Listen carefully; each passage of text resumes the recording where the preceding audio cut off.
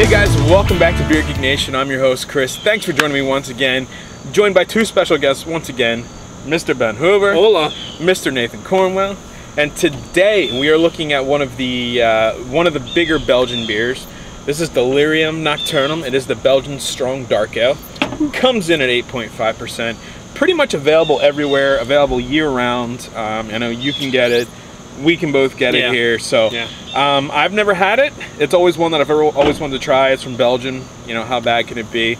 So, pretty badass bottle, pink elephant and all. So, with that said, let us get into a glass, let you know how it smells, how it tastes, and give you the verdict on Delirium Nocturnum. Alright, so the appearance on the Delirium Nocturnum. Very, very dark brown. At the bottom where light shines through, I'm getting a really, really deep, dark blood red. I always say when I see a blood red beer, it's kind of like sexy looking. I think it's a very sexy looking beer.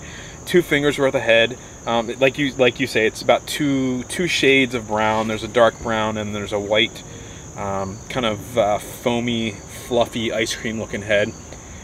Tons of carbonation streaming off the bottom of the glass. It does, definitely. Yeah, obviously bottle conditioned on this one. Very traditional to the Belgian style.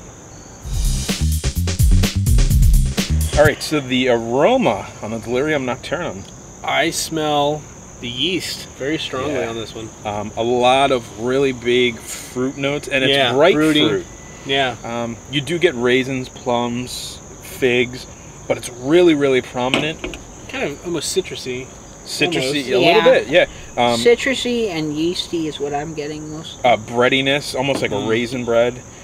It smells a little bit champagne-y to me. Yeah, there's some Venus notes in there. It's a light smell. And I'm getting a little bit of funk. Yeah, a little bit of Belgian funk in there. A little bit. It smells. A lot of people call it barnyard or whatever you want to call it. That's definitely a horse blanket. Horse. Don't get me started on horse I'm getting blanket. it. The taste on the Delirium Nocturnum. That's good.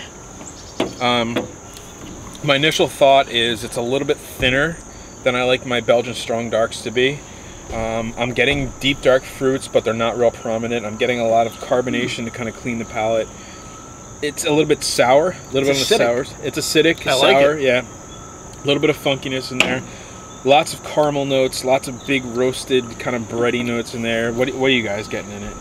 I'm getting a caramel flavor to it, but I'm finding it to be very smooth. Yeah. And even balanced, in my opinion of it.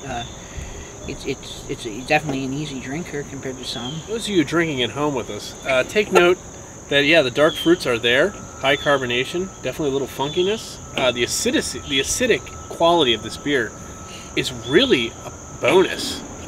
It really livens it up. It doesn't have that, that kind of generic taste that I get out of some strong ale. And I think it's one of those, I don't know stylistically if it's a desired flavor, but it's kind of like putting lime in like guacamole or salsa or something. Yeah. It kind of like enhances the overall flavor. I'm really enjoying this beer. I really am. In the bottom line, well, we'll get to that in the verdict, but I think, as far as taste goes, it's a pretty solid Belgian beer. It's not the best I've ever had. It's not the worst I've ever had. The dark fruits are there. There's the acidity, lots of carbonation, lots of big malt notes. So I think as a whole, as a Belgian yeast, or Belgian beer, I think it really works. All right, guys. So the verdict on the Delirium Nocturnum coming in at 8.5%, available year round. This stuff's available pretty readily available throughout the country. I'm going to give this one a B. I think there's a lot of interesting characters in there. The aroma, the taste, the flavor, they're all spot on. But I think there's just something that kind of keeps me from giving it an A. I don't get the traditional Belgian, wow me factor that I expect in these Belgian Strong Dark Ales. But what about you, Ben? What would you say on it? I would say I'm going to give it a B-. I think it's a little thin. Yeah. I think that it is... Even though the acidity is kind of a bonus for this beer, and I still like it more than I did before I knew what I was drinking, I don't think it's an incredible Belgian Strong Ale. It's okay. What do you think, Nate? I'm going to give it a B+. I think it's a very good tasting beer. I think it's light and smooth for what it is. I don't taste any bad aftertaste or any off notes in it at all. It's consistent and it's readily available, and I'm enjoying it. Right. So I'm going to be honest, I give it a B+ because it's very drinkable. So B's all the way around, and I mean, I think you guys hit it both on the head. The bottom line, it's 8.5%, so it is a very drinkable beer.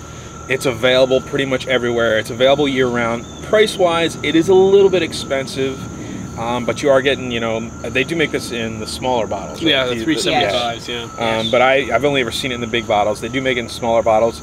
If you guys are new to Belgian beer and you want to try a pretty solid, straight-up big Belgian beer, I would highly recommend this. I'd recommend it myself. Definitely.